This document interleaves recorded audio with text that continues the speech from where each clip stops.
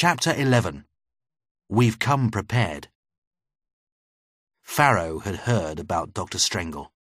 He knew that Strengle was a rich man and owned a large collection of Egyptian antiquities.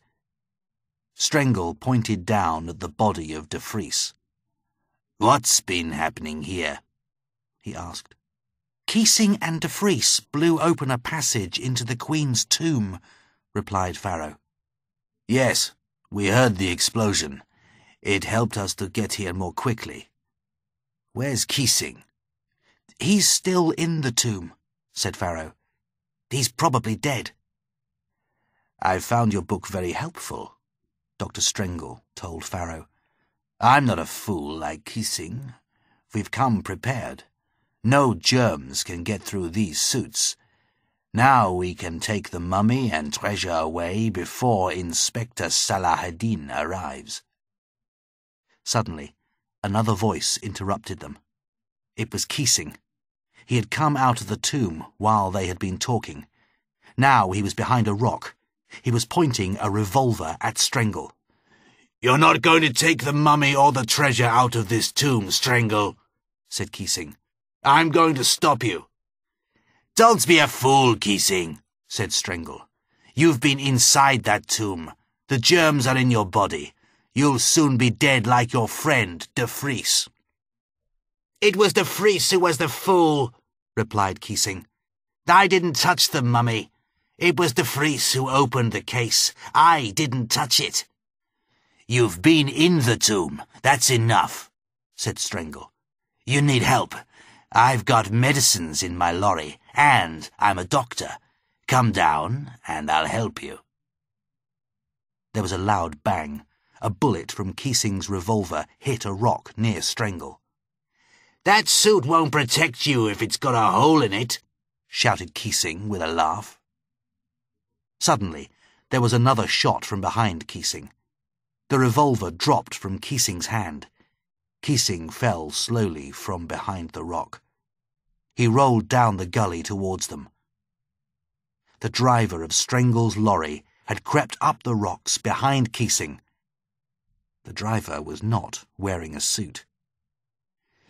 "Keep away from here," Strengle shouted to the driver.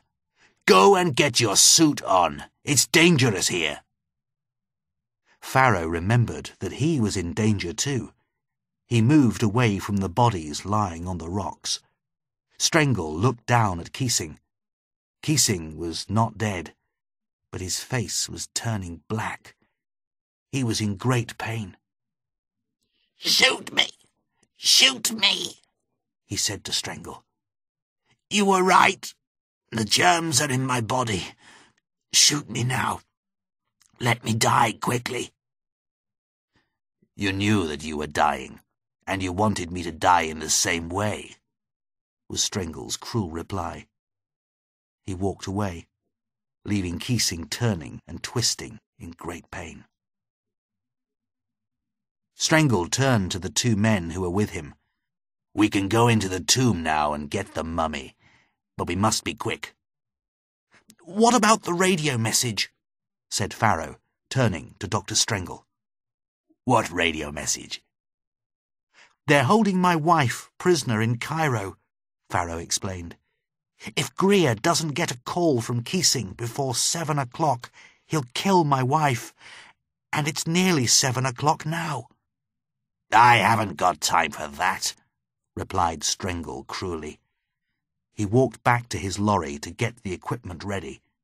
They had powerful lights, spades, ropes, and steel bars. Strengle and his 3 men climbed up the gully. They were all wearing their protective suits. Pharaoh stood thinking for a few moments. Then he walked down towards the lorry. He would try to use the radio to speak to Greer. He had never used a radio before, but he had watched Keesing using it. In the Range Rover, Salahaddin had also heard the explosion. "That's them," he said. "They're near." "The explosion was on the other side of that mountain," said the driver. "It won't be easy to get there." "Which mountain?" asked Musa. The driver pointed up to a mountain top to the east. "That's the mountain shaped like a sitting man," he said. "We'll have to get round to the other side of that mountain." "Let's get there as quickly as we can, then," said Salahadin. "The sun's setting now, and it will soon be dark." "It'll be dangerous if we drive too quickly," said the driver. "Drive as quickly as you can," Salahadin repeated. "If they take that mummy out of the tomb, it could be much more dangerous for everyone." The driver drove the Range Rover round rocks and up over hills of sand. The passengers were thrown from one side to the other. Half an hour later, they reached the entrance to the valley. The driver stopped. "We must be very near now," he said to Salahadin. "I've been in this valley before. There's a gully on the west side. It's below that great rock on top. The tomb must be in the gully." "Good," said Salahadin. "We can walk from here." They all got out of the Range Rover. The driver pointed to some tire marks in the sand. "We'll follow these tracks," said Salahadin quietly. They walked slowly down the valley. Salahadin and Musa went in front with their revolvers ready. The 3 policemen and the driver followed them. They found the 2 lorries standing in the valley. "Listen," whispered Salahadin. They stood and listened. A noise came from the back of one of the lorries.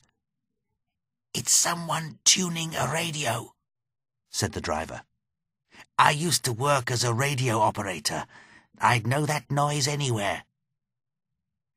Salahadin walked up to the back of the lorry and looked inside. Someone was sitting in front of a radio with his back towards Salahadin. "Put your hands up and turn around," Salahadin said quietly. Pharaoh was startled and jumped up and turned round. Salahadin was ready to shoot if the man had a gun, but he recognized Pharaoh immediately. He had seen his photograph on the visa application form in London. "You're Pharaoh, Dr. John Pharaoh," said Salahadin. "What's going on here? Where are the others?" "Who are you?" asked Pharaoh. "I'm Salahadin el-Nur, a police officer." "Thank goodness you've come at last," said Pharaoh. Pharaoh quickly told Salahadin about the deaths of De Vries and Keesing, and about Strengel and his men. "Where's Strengel now?" Salahadin asked. Pharaoh started to explain about the danger in the tomb. Salahadin stopped him. "I've read your book, and I know all about that. Tell me about Strengel and his men."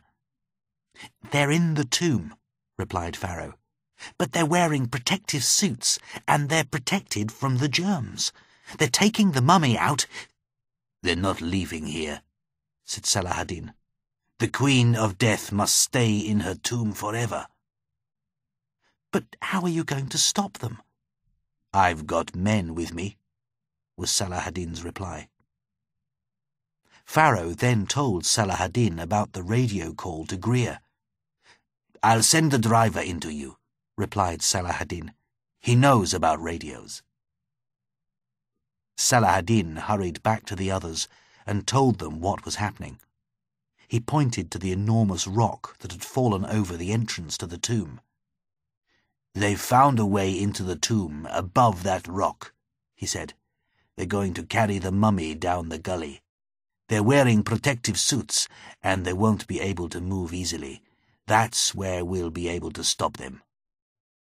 Salahadin then reminded them of the dangers of going too near the mummy. "Don't go near the mummy," he said. "Remember, if you touch the mummy, you will die a horrible death." Salahadin turned to the driver. "Go back to the lorry and help Pharaoh send a radio message," he said. "But do it cleverly.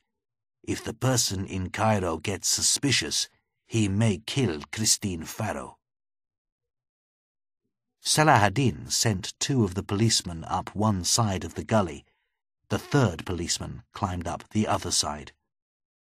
The policemen quietly took up their places and hid behind rocks. Musa climbed above the entrance to the tomb and stood in the shadow of a rock. The moon shone on Salah ad-Din, who was standing alone in the gully.